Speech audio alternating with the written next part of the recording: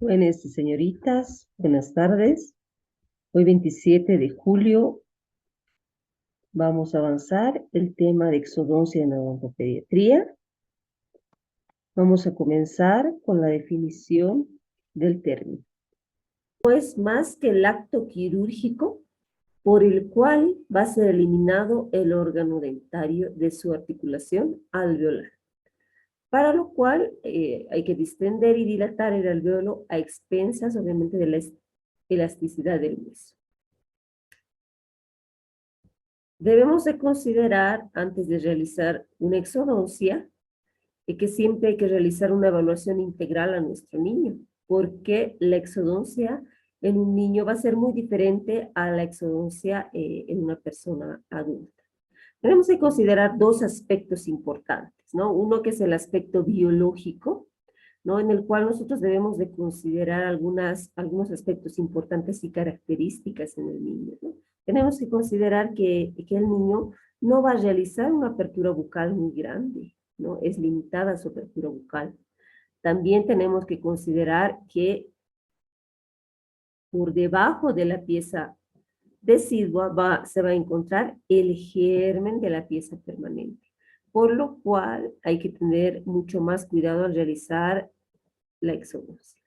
También debemos de considerar algunas características, ¿no? Como ser, en cuanto al hueso, no va a presentar más trabéculas, van a ser, los tabiques van a ser un poco más delgados, no va a haber mayor irrigación también eh, en las piezas deciduas. Entonces, estos aspectos biológicos hay que considerarlos en el momento de realizar la exodoncia en los niños. También otro aspecto que debemos de considerar al realizar una exodoncia es el aspecto psicológico, ¿no? Que este es muy importante, sobre todo al realizar este tratamiento de la extracción, ¿no? De la exodoncia. Entonces nosotros lo que tenemos que hacer al niño es que este tratamiento no signifique para él temor, no signifique algo, miedo, no le causemos temor y que él no quiera acudir al dentista nunca más. Entonces, más bien lo que nosotros debemos de hacer es explicarle, ¿no? Explicarle en qué consiste el tratamiento que vamos a realizar, ¿no? Ya que este acto quirúrgico no debe representarle la pérdida o mutilación, sino lo que nosotros tenemos que hacer es decirle que, de acuerdo a la edad, ¿no? Debemos de decirle al niño que, que el dientecito que nosotros le vamos a, tenemos que quitarle ese dientecito porque está enfermo, hay que sacarlo de la boquita ese diente porque está enfermo. No es bueno que lo dejemos ahí, ya que le va a salir otro diente nuevo, ¿no? Otro diente nuevecito. Entonces hay que explicarle al niño. También algunas características que debemos valorar es en el niño experiencias previas.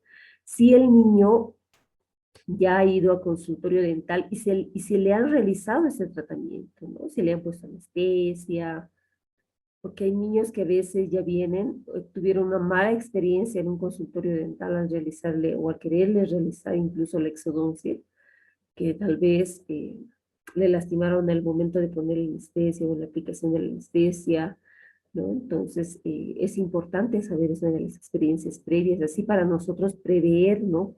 Si él ya tuvo experiencias malas al realizarle una exodoncia, entonces nosotros ya vamos a saber qué es lo que vamos a realizar. Tal vez este niño necesite un poquito más de adaptación y empezar por otro tipo de tratamiento y no directamente por una exodoncia, más bien ganarnos la confianza del niño, ¿no? Que al hacerle tal vez un tratamiento de baja complejidad nos ganamos la confianza del niño y posteriormente ya podemos después de una segunda o tercera cita recién realizarle la extracción y no así en una primera cita.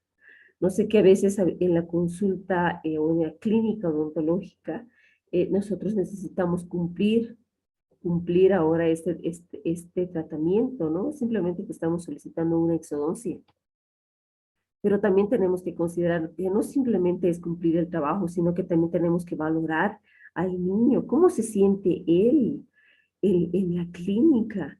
Si ella ha tenido una mala experiencia, entonces yo no puedo someterlo a otra experiencia mala, porque si ella tuvo esa experiencia mala anteriormente, pues ahora, y si está por primera vez, sobre todo si yo lo estoy conociendo, De la misma manera va a reaccionar, no se va a dejar colocar la anestesia, va a empezar a llorar, tal vez haga su berrinche.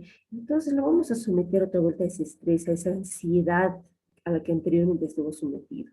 Entonces hay que valorar esto de la experiencia previa. El tipo de conducta, ¿no? Es importante también valorar cómo ha llegado el paciente, con qué tipo de conducta ha llegado el paciente. Si mi paciente tiene una conducta cooperadora, bueno, está bien, como si estuviera viniendo por primera vez, puedo yo realizarle la exodoncia. Pero si mi paciente tuviera tal vez una conducta cooperadora potencial, ya sea si fuera incontrolada, pues no voy a poderle realizar el tratamiento de exodoncia. Si fuera mi paciente tímido, de la misma manera, entonces sería mejor hacerlo también en una segunda cita o tercera cita recién en el tratamiento de exodoncia. Y si mi paciente presenta una conducta desafiante, prácticamente no voy a poderle realizar, ¿no? A no ser que eh, en una segunda o tercera cita de la misma manera, ¿no? Pero lo que tengo que hacer con él, con un paciente con conductas desafiantes, pues, es ser un poquito, manejar algunas técnicas específicas, ¿no? Para modificar su conducta. Entonces, lo que primero tengo que hacer con ese paciente es poderlo controlar a un paciente con conducta desafiante. Poderlo controlar y hacerle relaxación en una segunda cita, por lo menos. Entonces, es importante valorar esto de la conducta. No debemos de pasarlo desapercibido, ¿ya? De acuerdo al tipo de conducta, nosotros vamos a aplicar técnicas.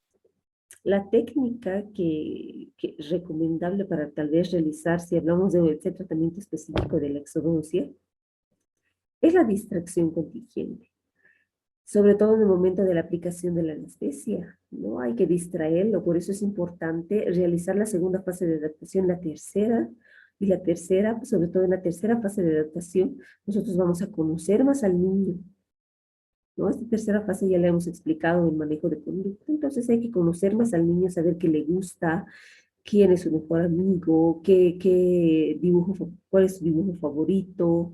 Entonces, así vamos a conocer y también nosotros vamos a poderlo utilizar a nuestro favor en el momento de la aplicación de la anestesia. Ya que si tal vez al niño le gustan videos infantiles, entonces podemos en ese momento colocarle en el celular un video que lo va a distraer y ni siquiera se va a percatar en el momento que nosotros vamos a aplicarle la anestesia, ¿no? O tal vez hay niños que les gusta la música, entonces utilizamos la musicoterapia para distraerlo. Ya en este caso no vamos a utilizar el espejito, ya, porque si nosotros le damos el espejo, que también se ha explicado es el manejo de conducta que lo utilizamos para distraer, pero en este caso en el momento de la aplicación de la anestesia no lo vamos a utilizar, no el espejo, hay que más bien guardar el espejo, porque si el niño ve, va a empezar igual al niño no hay que mostrarle la aguja, ¿no? Eso es importante en el momento de la aplicación de la anestesia. Entonces es importante aplicar técnicas adecuadas para realizar esto del tratamiento de exodosia. Si el niño está por primera vez, se le está extrayendo una pieza dentaria, también hay que explicarle la sensación que va a sentir, porque a veces el niño está bien anestesiado, pero esa sensación, ese movimiento que realizamos con el forceps, simplemente eso le puede llegar a ocasionar miedo. Hay que explicarle que vamos a hacer mover el dientecito, vas a sentir que se mueve de un lado a otro, mira, y voy a contar hasta 3 y vamos a sacar ese diente enfermo. Entonces hay que explicar esa sensación que a veces el niño lo puede llegar a confundir con dolor, ¿ya? Entonces, este aspecto psicológico es muy importante al momento de realizar este tratamiento.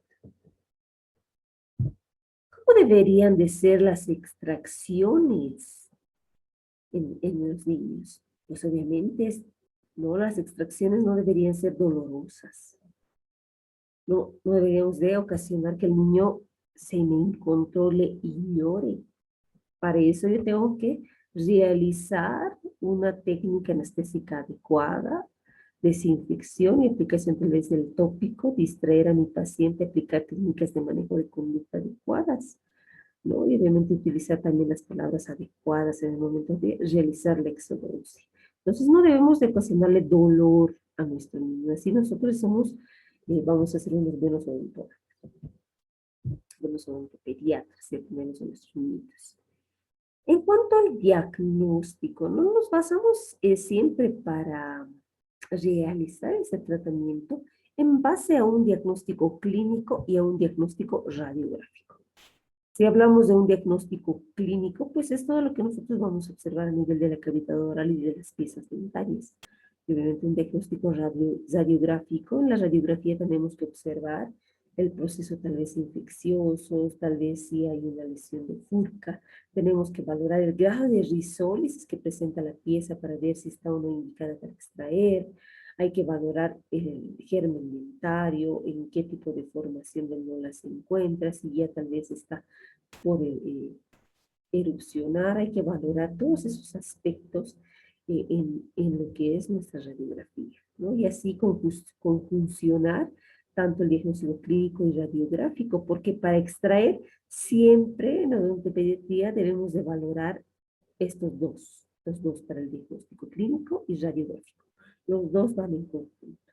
Ya no solo me puedo basar en base a un diagnóstico clínico para decidir el realizar el tratamiento de exodosia en los niños, en las piezas de siglos. Vamos a ver algunas indicaciones para realizar exodosias y también vamos a ir dando los diagnósticos o cómo los vamos a diagnosticar. Observamos en la imagen, ¿no?, que la parte radicular o del ápice, de la aparente ápice radicular, está perforando el hueso, ¿no? Que nosotros lo vemos, o esto se le llama como fenestración vestibular, ¿no? Y está lesionando mi labio, o el labio del niño está lesionando. Lo que nosotros debemos hacer, bueno, el diagnóstico primero, en este caso sí está indicado para una exodoncia, porque clínicamente podemos observar que son restos radiculares, o hablando específicamente de la pieza 51, es un resto radicular con fenestración apical. ¿Cómo lo vamos a diagnosticar? Como una periodontitis apical crónica con fenestración. ¿No ve? Fenestración y lesión tal vez del labio, también se podría colocar eso. Lesión del labio. En cuanto al diagnóstico pulpar, pues ahí es una necrosis pulpar. Entonces, el diagnóstico siempre debería de justificar el tratamiento que yo voy a realizar, ¿no? Entonces, ese diagnóstico sí me justifica o me indica el poder realizar una exodosia. Vamos a ver otra indicación. Aquí también en la imagen podemos observar a nivel de la pieza 75 restos radiculares, ¿no? Pero observamos dos restos radiculares que a veces esa es la confusión que tenemos, ¿no?, en la clínica, que simplemente quieren extraer un resto radicular porque dicen que solamente uno corresponde a la pieza que se encuentra a este nivel. Pero tenemos que considerar que la pieza 75 tiene dos raíces, ¿no? Entonces, en este caso, estas dos raíces corresponden a la pieza 75. Entonces, habría que extraer las dos raíces. Entonces, también lo diagnosticamos, observamos un resto como periodontitis apical crónica y necrosis pulpar, ¿no? En cuanto al diagnóstico pulpar. Aquí también en la imagen vamos a observar, ¿no? Observamos que hay múltiples lesiones cariosas. También hablando a nivel de la pieza 51 y 61 podemos observar, ¿no?, que presentan igual, son restos radiculares, que lo vamos a diagnosticar como periodontitis apical crónica, ¿no? En cuanto al diagnóstico pulpar, también lo vamos a diagnosticar como necrosis pulpar, ¿ya?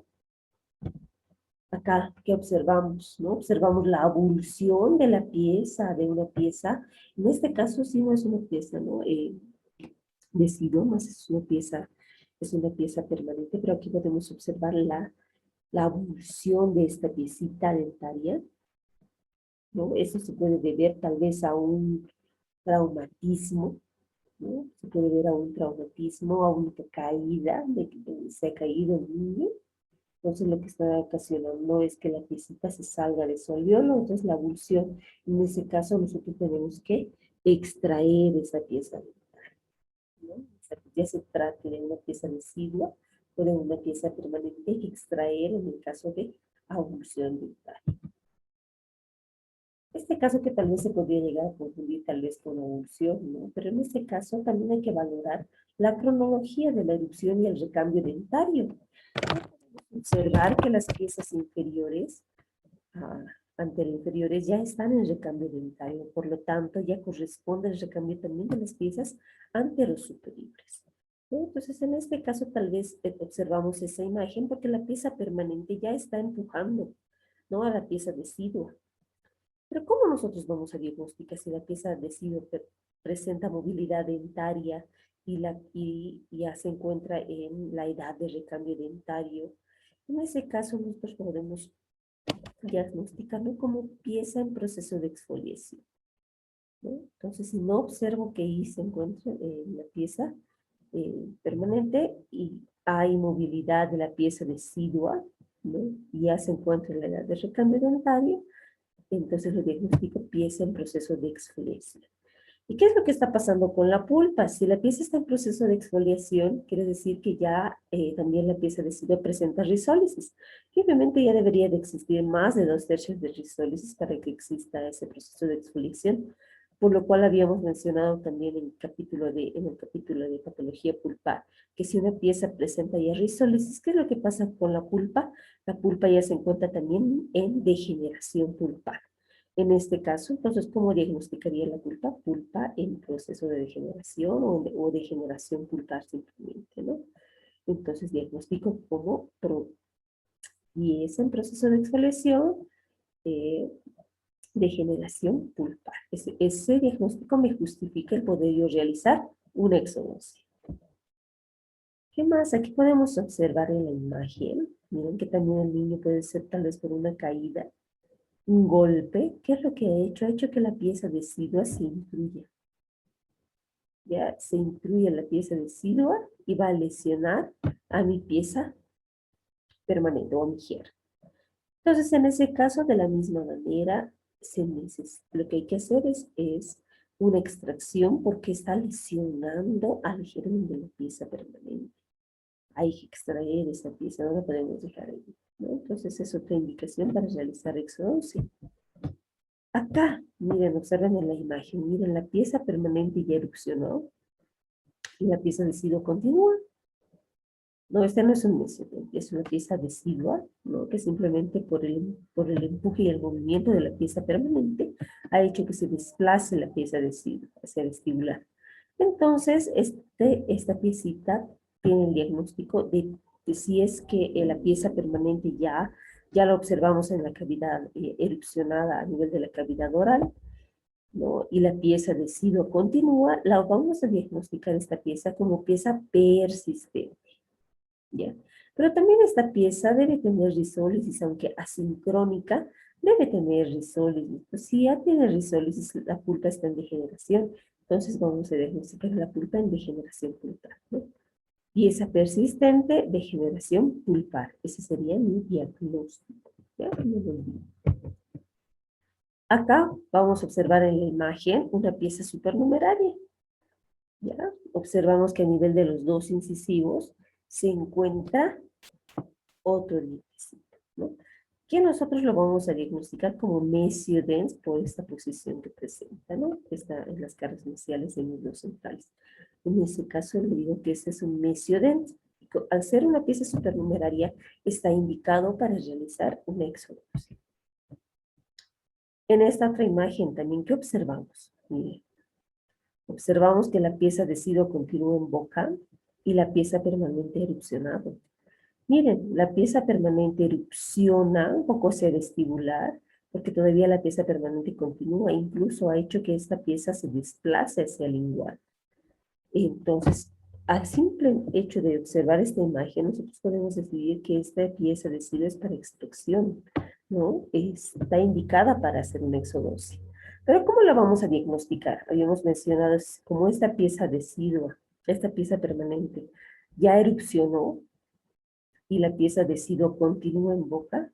Además, observo aquí una lesión de Furca. Entonces, lo voy a diagnosticar como pieza persistente con lesión de Furca, ¿no? Podría diagnosticarla de esa manera y lo que va a existir va a ser dependiendo mucho el grado de rizos que presente, degeneración pulpar o necrosis pulpar, ¿no? Que tal vez si es que presentara ahí un poquito más de 2/3 de raíz, en ese caso tal vez podría decir que es una necrosis pulpar, pero si ya presenta menos de 2/3 de raíz, en ese caso yo puedo decir que se trata de una degeneración pulpar en cuanto al diagnóstico. ¿Ya? Entonces esta también se lo diagnostica como pieza persistente. Si observamos en la radiografía que ya el paciente se encuentra en la edad de recambio dentario, pero observamos la persistencia de la pieza permanente, puede ser porque tal vez en este caso observan una de las raíces, ya no hay, ya no se observa, ya tiene la totalidad de la rizólisis, pero la otra raíz todavía continúa y continúan los 3/3 de la otra raíz. Que eso es lo que puede estar ocasionando que la pieza no exfolie fisiológicamente, sino esta pieza persista. Por eso es importante siempre valorar en base a una radiografía, ¿no? Que en esta radiografía ahí podemos observar claramente qué es lo que está sucediendo, por qué existe la persistencia de esa pieza eh, residuo, ¿no? Quién sabe, ya el niño tenga tal vez unos 10 o 11 años y toda la pieza, todavía se encuentra la pieza de sida en boca. Entonces es por la persistencia de una de las raíces, ¿no? Simplemente hay una rizólisis asincrónica. Pero por el recambio dentario tardío que puede ser en este caso, habría que considerar la edad del paciente, también hay que relacionarlo acá, se podría diagnosticar como una pieza persistente, ¿ya? No siempre una pieza persistente se la diagnostica cuando la pieza permanente ya erupcionó y se la ve en cavidad oral, eh, y la pieza de deciduo continua en boca, entonces no siempre se la diagnostica como pieza persistente, sino también podemos diagnosticar como pieza persistente aquella pieza decidua que continúa más allá del tiempo de recambio de la pieza permanente, ¿no? Entonces también se la podría diagnosticar como pieza persistente. Obviamente en cuanto a la pulpa hay que valorar, ¿no? Si presenta una necrosis pulpar o tal vez eh, una degeneración pulpar parcial, que podríamos decir en este caso, si se tratara simplemente de una sola raíz, como en este caso. Acá en la radiografía también panorámica podemos observar, puede ser, ¿no?, el caso anterior que observamos, la pieza permanente continua en boca. Si pueden observar la pieza premolar, el primer premolar ya erupcionó, el segundo premolar todavía no ha erupcionado. Podemos observar que están los caninos ya han erupcionado, entonces en este caso sí ya ha recambiado todas las piezas dentarias. ¿Y por qué esta pieza no está recambiando? Algo está sucediendo, tal vez la posición del premolar, que es lo que está ocasionando que esta pieza todavía no exfolie fisiológicamente. Entonces, en este caso sí necesita una ayuda y nosotros podemos extraer. Entonces, en este caso, sí también se diagnostica como pieza persistente. Y en este caso, como no hay raíces, sería una degeneración pulpar. Pero en este otro caso, observen en la parte inferior, la pieza permanente, el primer premolar ya erupcionó, el canino también ya erupcionó, y hasta su primer molar ya erupcionó, el segundo ya está en proceso de cambio. Pero la pieza decidua, la pieza 85, continúa en boca. Podríamos extraer tal vez como en este caso, ¿no? ¿Por qué? Porque en este caso no tenemos la pieza permanente, el germen de la pieza permanente no se encuentra.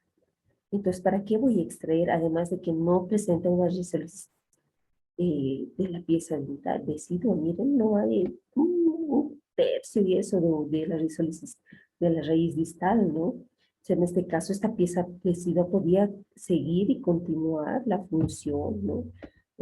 A nivel de la cavidad oral, no es necesario extraerla hasta el tiempo que dure o hasta el tiempo que tal vez exista la rizólisis, pero en este caso tal vez no haya rizólisis porque sabemos que la pieza permanente al estar en proceso de, de erupción, al hacer esos movimientos de querer llegar a la cavidad oral, hace que se decida o estimula la rizólisis de la pieza deciduo, pero que como en este caso no existe pieza deciduo, entonces tal vez no llegue a pasar aquí. No existe, perdón, aquí como no existe pieza permanente, germinal permanente, tal vez no exista la rizólisis, entonces esta pieza tranquilamente podría continuar en la cavidad oral sin necesidad de hacer una extracción. Por eso es importante el poder siempre realizar nuestro diagnóstico en base también a una radiografía. Acá que observamos en esta radiografía, no podemos observar, igual que sabe clínicamente se observa una periodontitis apical crónica, ¿no? La división de ambas raíces por una lesión de Furca, en este caso igual está indicado para hacer una exodosia. Esta otra imagen, miren, observen la pieza decidua todavía continúa en boca y la pieza permanente ya está erupcionando, ¿no? En ese caso habíamos dicho que se llama como pieza persistente el diagnóstico. En ese caso sí necesitamos realizar la exodoncia, sí necesitas, un odontólogo tiene que realizar la exodoncia y obviamente para que esta pieza permanente se posicione a nivel de la cara. Eso en cuanto a las indicaciones. Vámonos a las contraindicaciones. En caso de inmadurez físico-psicológica del niño, en caso de que el niño mm, no esté preparado para hacer una exodoncia, pues entonces está contraindicado. Ya por eso es importante valorar el aspecto psicológico del niño y la conducta de este para poder o no decidir realizar una exodoncia. En caso de que el paciente presente problemas neurológicos locales como ser hemangioma o tal vez presente alguna deficiencia inmunológica como coagulopatías, en ese caso tampoco no está indicado el realizar una exodoncia. En caso de que el paciente presente algunas enfermedades generales donde la exodoncia tenga consecuencias negativas, tampoco está indicado hacer una exodoncia, ¿no? En falta de consentimiento informado, igual. Sabemos que siempre para realizar un tratamiento de exodoncia, sí o sí debería existir el consentimiento informado. Si no hay el consentimiento informado, pues no realiza la exodoncia. Lo sentimos mucho, no realizamos la exodoncia, porque tiene que haber una persona que nos esté autorizando que nosotros podamos realizar ese tratamiento, ¿no? En ese caso, no, entonces en estos casos no realizamos una exodosia. En caso de que el paciente también presente un proceso, por ejemplo, un absceso, ya sea si se trata de un absceso periradicular agudo o crónico, sobre todo si este es agudo, no debería de realizarse la exodosia. Lo primero que debemos hacer es tratar ese absceso, ¿no? Hay que medicar con antibióticos por lo menos una semana y después recién, si está indicada la pieza, proceder a la exodosia. En caso de que el paciente presente tal vez un absceso crónico, en ese caso sabemos que hay un tracto sinusal, ¿no? En ese caso tal vez con una profilaxis antibiótica se podría extraer, ¿no? Eso siempre en consideración. En caso de que el paciente presente tal vez una enfermedad periodontal, como ser la gingivistomatitis herpética primaria, ¿no? Causada por el herpes simple tipo 1, en ese caso tampoco está indicado realizar una exodoncia. Aquí podemos observar, ¿no?, que las piezas permanentes están erupcionando a nivel lingual y las piezas deciduas continúan, ¿no? Esta es una indicación, habíamos dicho que esa es la persistencia de la pieza decidua. En ese caso está indicado realizar una exodoncia, pero lo que primero debo hacer en este caso, si el paciente presenta una enfermedad gingival, como en este caso una gingivistomatitis herpética primaria, lo primero que hay que hacer es tratar esta gingivistomatitis herpética primaria, porque al presentar varias úlceras o lesiones aptosas a nivel de la cavidad oral es bastante doloroso para el paciente, está irritado, las encías están inflamadas. En ese caso, primero hay que tratar, ¿no?, a esta enfermedad periodontal y después recién realizar la exodoncia. Si el paciente presenta leucemia o anemia, igual, ¿no? Si el paciente presenta anemia, se podría llegar tal vez posteriormente a una complicación después de la exodoncia, podría existir una alveolitis seca, ¿no? En ese caso es importante siempre valorar aquello. Para eso siempre hay que hacer interconsulta con el médico, ¿no? Por eso es que entre las consideraciones que hay que tener en cuenta, por ejemplo, es que hay que realizar profilaxis antibiótica en pacientes que presentan tal vez alguna enfermedad cardíaca, válvulas cardíacas, cardiopatía, o sea, algunas enfermedades que involucren con la inmunidad. Es importante siempre realizar profilaxis antibiótica. Y siempre, ¿no?, hay que evaluar sistémicamente al niño, ¿no?, para decidir el tratamiento, y también hay que pedir siempre las interconsultas. Interconsulta con el médico si el paciente sobre todo presenta alguna enfermedad sistémica, es importante trabajar con el médico. También en cuanto a los antibióticos, a veces es necesario medicar antibióticos, ¿no? Si el paciente presenta un absceso, es necesario medicar antibióticos, ¿no? Si el paciente presenta algún proceso infeccioso, es necesario medicar antibióticos. Podemos medicar, ya decía, entre el antibiótico que más manejamos en niños es la amoxicilina, que es 50 miligramos kilogramo peso cada 8 horas. No, tal vez podría ser también la floxacilina, que también es 50 miligramos, pero la floxacilina es cada 6 horas y la flucloxacilina es cada 8 horas, ¿no? Ya, ¿no? Esto lo ha sido extractado del libro de Escobar, Fernando Escobar de Odontopediatría. ¿Qué consideraciones debemos tomar en cuenta en el momento de realizar la exodoncia? Es importante considerar la posición del niño, ¿no? Siempre es mejor colocarlo a 45 grados para evitar cualquier complicación, ¿ya? Porque el niño se mueve, es inquieto, es pequeñito, entonces siempre hay que ponerlo mejor a 45 grados. Hay que sujetar la cabecita, siempre tenemos que sujetar la cabecita del niño. Cualquier movimiento involuntario del niño puede hacer que nosotros lesionemos mucosa, entonces puede existir alguna complicación. Entonces es importante siempre sujetar la cabecita del niño.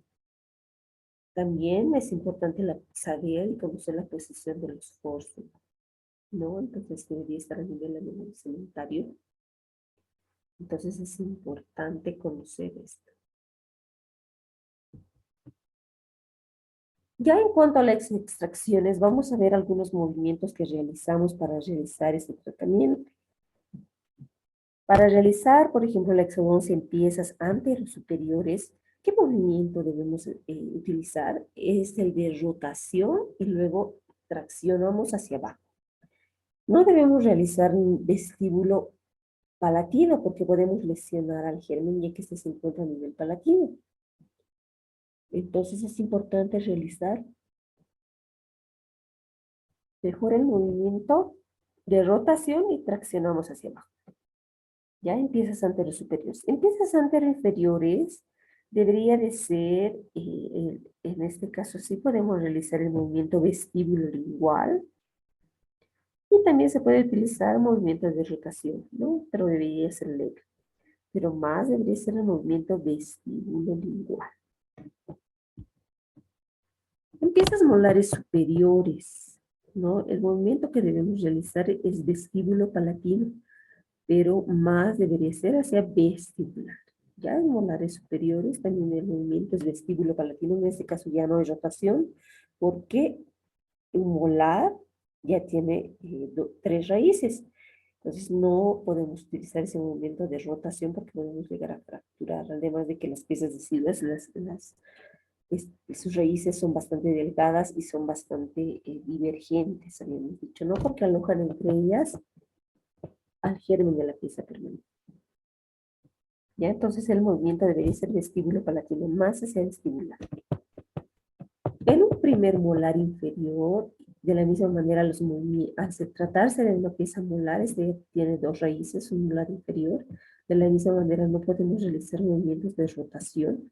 Los movimientos también deberían ser vestíbulo igual, pero más en un primer molar inferior, el movimiento debería de ser casi completamente hacia el igual. ¿Ya? En un molar inferior. En un segundo molar inferior, el movimiento debería ser también vestíbulo lingual, pero más con mayor predominancia hacia vestibular, lo contrario del primer molar inferior, que debería ser hacia lingual, más hacia lingual. Después de haber realizado la exodoncia, pueden existir, bueno, lo que nosotros tenemos que hacer es recomendar, ¿no? ¿Qué debemos recomendar? Es importante siempre recomendar que hay que colocar, que la gasita que le ponemos debería estar por lo menos unos 10 a 15 minutitos en boca. ¿Ya? También hay que indicar a la mamá que el niño no se muerda, no se succione el labio o el carrillo. Al estar anestesiado, a veces el niño no siente que se está masticando el carrillo. Y luego que ocasiona una úlcera traumática. Entonces es importante ese dato y el niño no va a poder comer, la mamá nos va a culpar a nosotros, ¿no? ¿Qué me lo ha hecho el doctor? Va a decir, no va a decir que el niño se ha mordido, sino que me lo ha hecho, no puede ni comer y va a llevar tal vez donde otro odontólogo. ¿Qué? No hay que valorar si va a necesitar o no de una medicación analgésica. Ok, nosotros vamos a medicar en niños. Ya esto lo van a ver más específicamente en farmacología, ¿no? Entonces, lo que nosotros vamos a darle generalmente es paracetamol o ibuprofeno, que son los que más utilizamos en niños. Si utilizamos paracetamol, este es en jarabito, viene de 150, de 120 miligramos cada 5 ml. Ya, o también puede haber tabletitas, ¿no? Y esto podemos darle, según dosis kilogramo peso, 10 miligramos kilogramo peso en niños, ¿no? Cada 8 horas. Este medicamento es seguro, no es tóxico, ¿no? A no ser que sobrepasemos los 5 gramos. Entonces es importante el paracetamol como un analgésico de primera elección cuando hemos hecho una exodoncia que no ha sido muy complicada, ¿no? Luego podemos darle también ibuprofeno, podemos darle un parabito de 100, ¿no? De 100 miligramos. O también hacer una dosificación 2 kilogramos peso, entonces el ibuprofeno se lo realiza los 2 kilogramos, 10 miligramos kilogramo peso, cada 8 horas.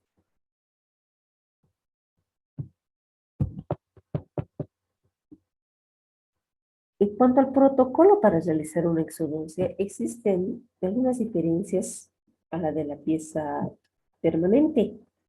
Hablamos de que en piezas deciduas no realizamos ese pasito de curetaje que se realiza en piezas permanentes, no se realiza por peligro que podemos lesionar el germen de la pieza permanente, no realizamos curetaje, no realizamos sutura porque se puede fibrosar el tejido y puede ser más duro. En el momento de que erupcione la pieza permanente no puede dejar este tejido fibroso que erupcione con facilidad. Por eso no se recomienda, no hacer casos muy específicos, ¿no? Que sí sean necesarios, pero en lo posible no recomendar. ¿Ya? Porque en las piezas permanentes sí o sí, ¿no? Se debería de suturar después de haber hecho una exodosia. Elevadores en lo posible también tenemos que disminuir el uso, solo casos muy específicos que se podría utilizar el elevador, en lo posible siempre tratar de limitar su uso. Hablando ya de las complicaciones, ¿qué complicaciones inmediatas tenemos en el momento de realizar la exodoncia se nos pueden presentar y con los cuales hay que tener cuidado? Lo que puede existir es que puede haber fractura de una de las raíces, o fractura de la raíz de la pieza decidua, ¿no? Como decíamos, que esta aloja al germen de la pieza permanente. A veces esta se queda presionada por este germen, ¿no? Entonces, ahí puede existir una fracturita. En ese caso, no se recomienda que busquemos hasta sacar, si se hubiera fracturado, que busquemos hasta sacar ese resto. No, lo que puede suceder es que cuando la pieza permanente está erupcionando, va a empujar este restito si se quedó y luego ya lo vamos a observar a nivel de la cavidad oral, ¿no? De la encía. Entonces, una vez que se observe, ya lo podemos extraer. Entonces, porque lo que podemos hacer es que si que estamos buscando ese resto que se ha fracturado, podemos lesionar el germen, ¿no? Entonces, hay que tomar muy en cuenta esa consideración. También pueden existir algunas complicaciones inmediatas, la hemorragia excesiva, no podemos lesionar tal vez tejidos al no tener cuidado al querer extraer, ya estoy apurado y estoy sobre la hora, tengo que extraer y puedo lesionar tejidos, que puede ser una complicación durante el acto. O tal vez la aspiración, ¿no? El niño que puede hacer puede aspirar, tal vez nosotros soltamos, en el momento de extraer soltamos y el niño que hace se lo puede aspirar y tragar, ¿no?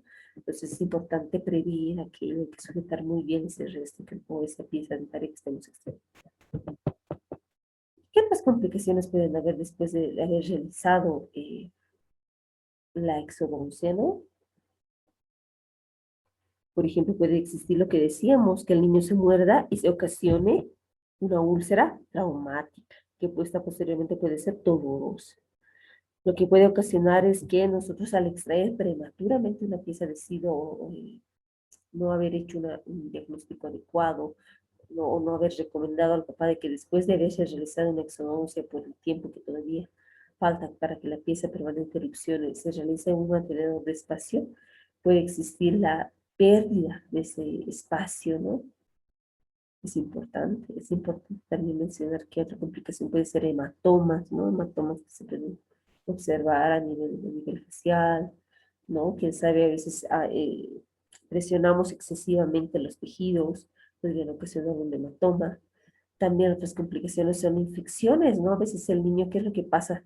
Hacemos una exodoncia y el niño se va tocando y se va tocando y se va tocando y va infectándose a nivel del lugar donde se realizó la extracción. Pues puede haber una complicación en osteitis, hasta una osteomielitis. Es importante por eso valorar, ¿no? Y tener todos los cuidados, los recaudos pertinentes para realizar el tratamiento de exodoncia. Vamos a ver ahora un caso clínico, ¿no? Un caso clínico que nos va a ayudar a identificar eh, cuál es el diagnóstico, ¿no? ¿Qué es lo que yo voy a realizar? ¿Qué técnica de anestesia debo realizar? ¿Qué movimiento debo realizar para extraer esta pieza? ¿No? Entonces es un ejemplo de más o menos lo que se puede llegar a preguntar tal vez en la evaluación. Un paciente de 5 años, ¿no? Que acude a la clínica con su mamá. Entonces la mamá dice, quiere que se le saque la pieza dentaria que se encuentra entre los incisivos y quiere que le saque este diente, lo que sea. Porque dice que no le gusta a la mamá, ¿no? Entonces, al observar, y aquí en la imagen podemos observar que se trata de un diente supernumerario, ¿no? Y que se trata específicamente tal vez de un mesiodermis. Habíamos dicho que si hay un mesiodermis, una pieza supernumeraria, está indicado realizar exodoncia, ¿no? Entonces podemos realizar exodoncia, ¿no? Solamente que posteriormente tal vez a la mamá hay que decirle, ¿no? De acuerdo a la edad, hay que decirle a la mamá, ¿no? Que tal vez las otras piezas podrían de la misma manera, hay que ver mediante una radiografía cómo está, ¿no? Lo ideal es tomar una radiografía de esta situación para valorar también y ver que no se nos complique nada durante la exodoncia. Siempre, ¿no? Entonces es importante valorar también a qué nervios vamos a anestesiar para realizar esta exodoncia, qué movimientos también voy a realizar, ¿no? Y qué recomendaciones postquirúrgicas le voy a dar a mi paciente, no específicamente a la mamá, porque sabemos que el niño a veces no lo toma en cuenta o se va a olvidar. Entonces, este es un ejemplo del tratamiento de exodoncia para que ustedes se vayan dando cuenta, ¿no? Que es importante relacionar la edad, la conducta de mi paciente, el diagnóstico, ¿no? Para poder nosotros determinar el realizar o no el tratamiento de exodoncia. Bueno, hasta aquí terminamos el tratamiento. Muchísimas gracias por su atención.